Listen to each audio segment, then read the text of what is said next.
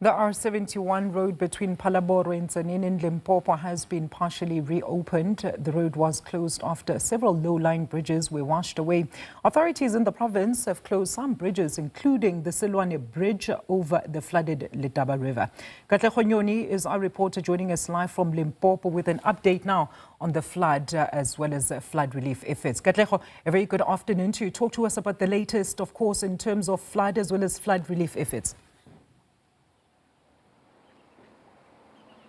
Well, good day there, Alicia. We are currently now on the R71 between the town of Phalaborwa as well as the town of Tzaneen, where we are standing over a bridge that has been destroyed by the powerful floods.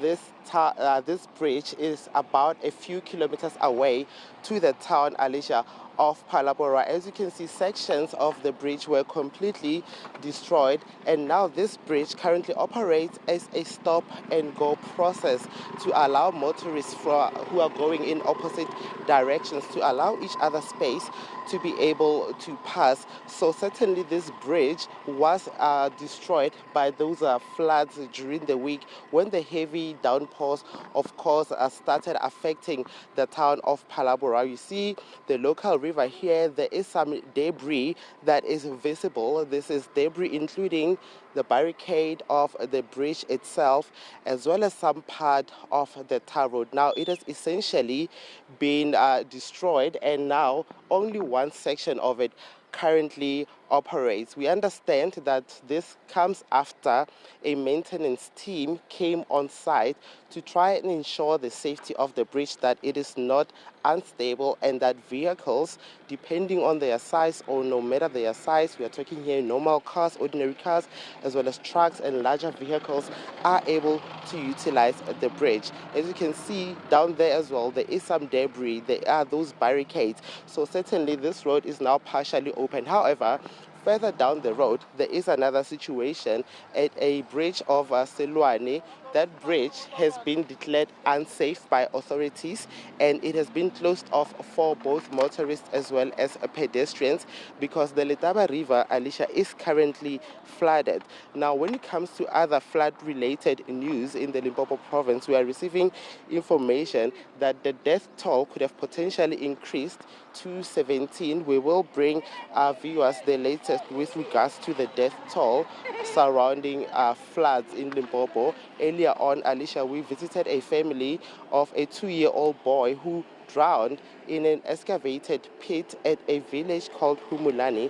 Now, because of the excavated pit that the family had dug in order to construct a pit toilet, that hole, that excavated pit was filled with water because of the heavy rainfalls.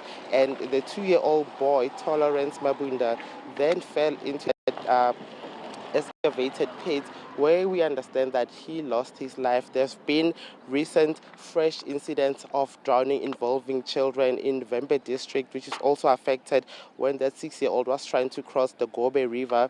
And there's been another incident of a 2-year-old who drowned at Nkomo 22B section around Giyani. So certainly, Alicia, these are some of the developments emerging out of the province, and we are going to talk later to people that have been displaced who are currently sheltered at a local community hall following the evacuation from their homes that have collapsed as a result of the floods. Alicia?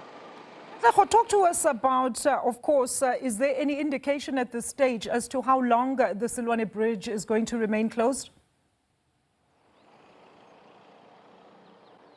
Well, at this particular moment, Alicia, that information has not been given to us in terms of the situation surrounding the closure of the Selwane Bridge. We spoke to an educator who works at Giyani but was traveling from Phalaborwa, also indicating that she is uncertain as to what will happen tomorrow when schools are supposed to reopen as per the instruction of the Department of Education in the province, because as you would know, schools ended up having to suspend learning and teaching due to the flooding, the severe flooding. The closure of that bridge, what happened with the bridge is that it has slightly shifted, meaning the bridge is no longer sitting straight.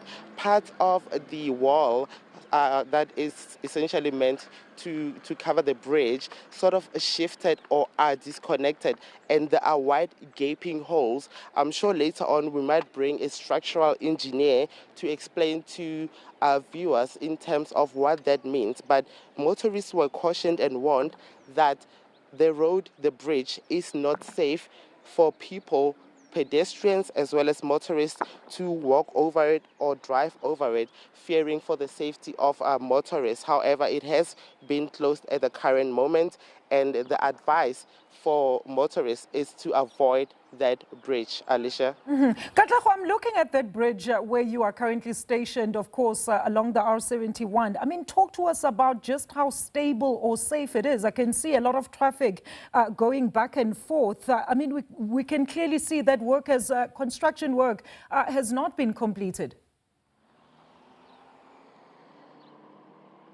Certainly, and I'm going to bring in my next live report the executive mayor of the Mopani district, Mr. Puleshai, to bring us up to speed with regards to the construction of this bridge, because earlier on, the motorists that are passing here, I was able to speak to one of them off record, and he mentioned to me that they have always suspected shoddy workmanship when it comes to the construction of this bridge, and that it was poorly constructed, essentially saying that all along they never really trusted the bridge to remain and withstand itself against strong, powerful natural forces, indicating that certainly if there was poor workmanship, we need to get that from the mayor and also find out what are the plans to construct and repair the damages on this bridge, because as things sit during peak hour traffic,